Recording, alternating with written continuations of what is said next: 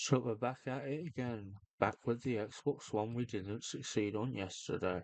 So I tried this time around formatting the hard drive through this script in command prompt. It's still not doing the OSU one update even after all this, so it was a waste of time, but that's how you learn. Also I broke the Wi-Fi antenna cable um and had to salvage one from a donor console. But as you can see, all that faffing around and it still didn't pay off. So I'm still here wanting to play Dead Rising 3 and 4 on disc and not being able to. Bloody brilliant.